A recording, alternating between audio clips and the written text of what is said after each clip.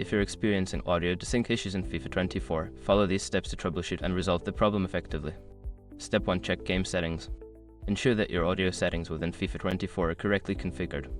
Go to the audio settings menu and verify that the audio output device is set to the correct option, such as your speakers or headphones. Step 2. Update your game. Make sure that FIFA 24 is updated to the latest version. Developers often release patches to fix bugs, including audio issues. Check for updates through your gaming platform and install any available patches. Step 3. Adjust audio delay. Some gaming systems allow you to adjust the audio delay settings. Look for an option in your console or PC settings that lets you sync audio with video. Try adjusting this setting to see if it resolves the desync issue. Step 4. Restart the game. Sometimes, simply restarting the game can fix temporary glitches. Close FIFA 24 completely and then relaunch it to see if the audio sync issue persists. Step 5. Reinstall the game.